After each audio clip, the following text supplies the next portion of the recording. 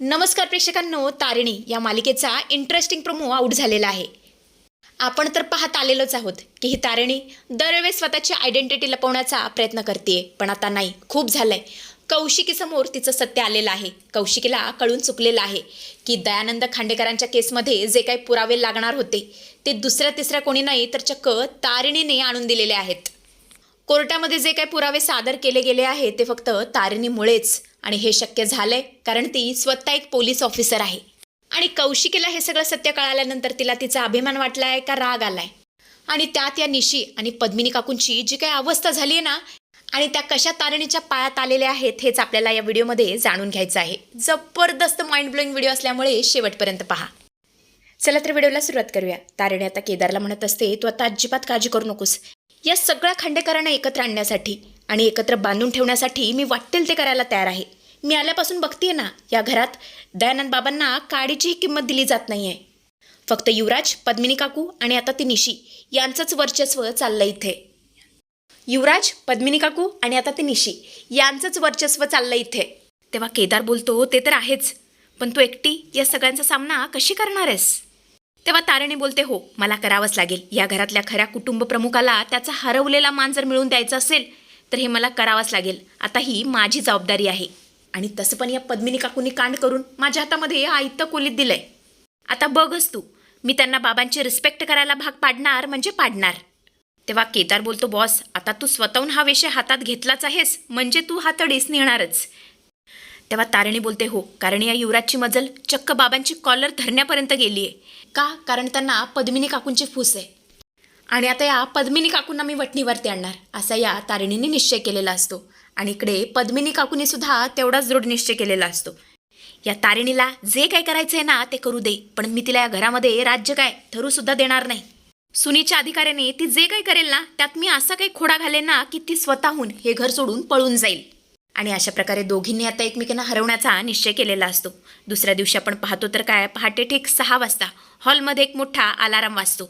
सगळेच आता साखर झोपेतून वैतागून बाहेर येतात, हॉलमध्ये जमतात. पद्मिनी तर चिडचिड करायला सुरुवात करते. ती बोलते, अरे हा कसला भोंगळा लावलाय सकाळी सकाळी, कोणाचा अलाराम वाजलाय हा? तेव्हा तारिणी बोलते, मी, आणि सगळ्यांना गुड मॉर्निंग. खरं तर मोठी सून म्हणून मी माझी जबाबदारी पार पाडतीये. असं म्हणत असताना केदार आता सगळ्यांना तो चार्ट दाखवतो. तारिणी आता पुढे बोलते, आजपासून आपल्या घराची दिनचर्या या चार्टप्रमाणेच चालणार. सकाळी 6ला सगळ्यांनी जॉगिंगला जायचं आणि 7:15 ब्रेकफास्टला यायचं. हे सगळं पाहून युवराज मनातल्या मनात बोलतो, वॉट रब्बिश, हे सगळं काय चालवलंय? मी काही असल्या फालतू गोष्टी करणार नाही, मी चाललोय झोपायला. तेव्हा तारिणी बोलते, सगळ्यांनी ऐका, जर कुणी 7:15 ब्रेकफास्ट करायला टेबलावरती आलं नाही तर त्याला आजचा ब्रेकफास्ट मिळणार नाही. त्याला उपाशी बसावा लागेल, आणि हा नियम सगळ्यांसाठी समान असणार आहे. तेव्हा पद्मिनी बोलते, नाही नाही, मला हे असलं अजिबात चालणार नाही. हे घर आहे का military camp?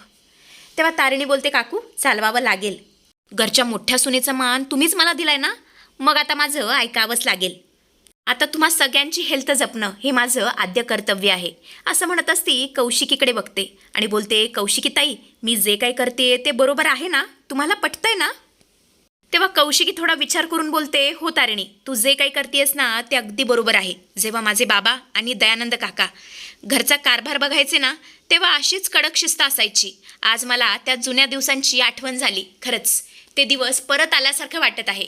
Good job Tarini. तर आता कौशिकीने स्वतःहून पाठिंबा दिल्यामुळे, हिरवा कंदील दाखवल्यामुळे कोणाची पुढे काय बोलण्याची हिंमतच होत नाही. युवराज, पद्मिनी काकू यांची तर बोलतीच बंद झालेली असते.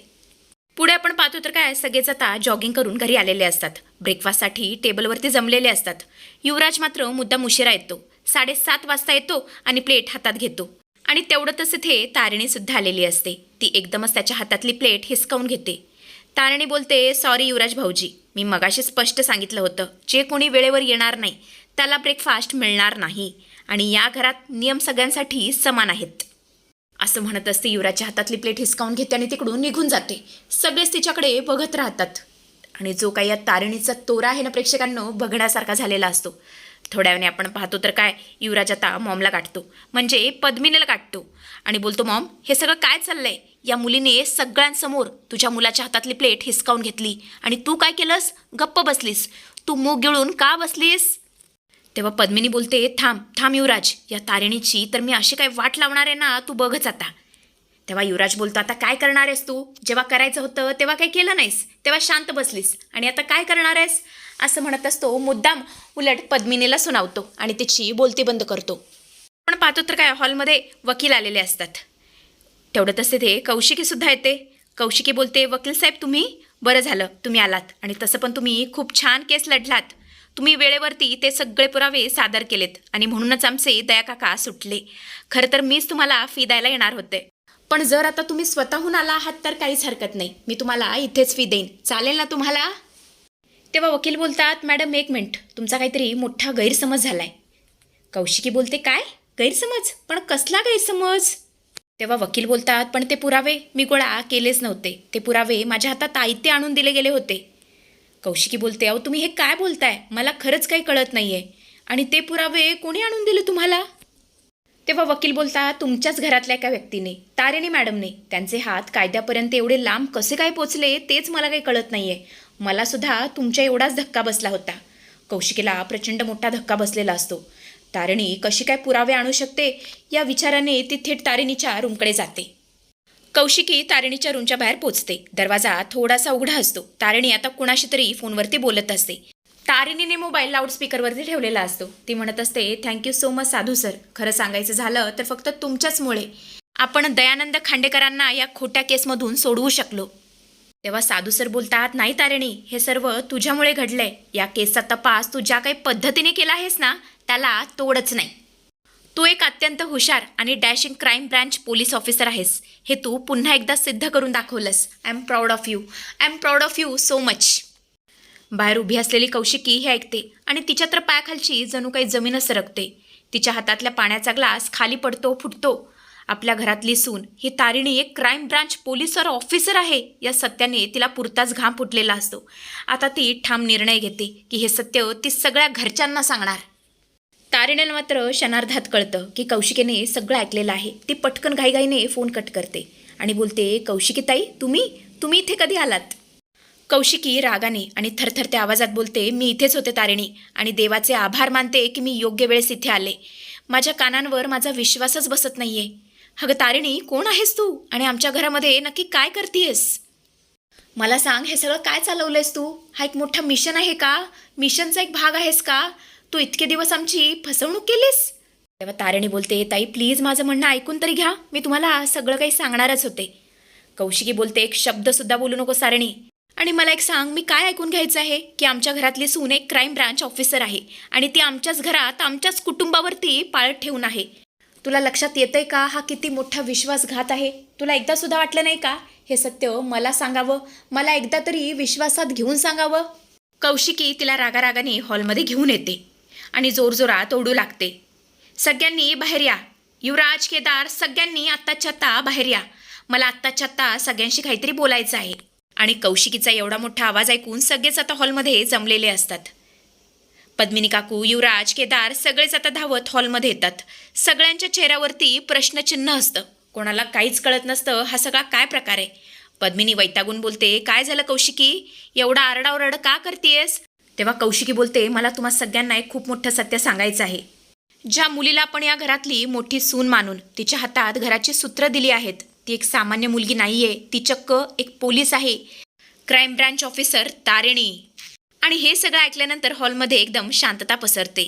बॉम्ब गळा टाकल्यासारखा सगळ्यांना खूप मोठा शॉक बसलेला असतो. युवराजच्या तर पायाखालची जमीनच सरकलेली असते. युवराज आता घाम पुसत घाबरून बोलतो, व्हॉट द हेल?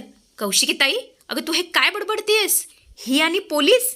काहीही काय?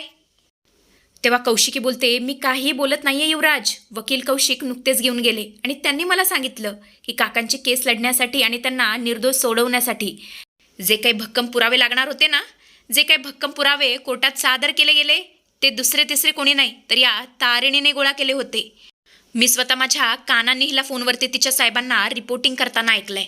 पद्मिनीची तर अशी काही घाबरगुंडी उडालेली असते की बासच. ती मनातल्या मनात बोलते, काय ही तारिणी पोलीस आहे?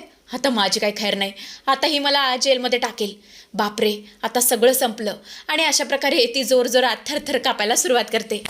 हिच्याबरोबर मी जे काही वागली आहे त्याचा बदला म्हणून हिने जर मला जेलमध्ये टाकलं तर झालं, सगळं संपलं. सगळ्यांची पुंगी वाजलेली असते. तारिणी पोलीस ऑफिसर आहे हे कळाल्यानंतर निशिला तर ती चक्क पोलीस ड्रेसमध्ये सुद्धा इमेजिन होते. आणि मग काय, तिला हे सगळं इमेजिन होताच ती लगेच तारिणीला सलाम ठोकते. तर असा काहीसा जबरदस्त ट्विस्ट आपल्याला बघायला मिळणार आहे.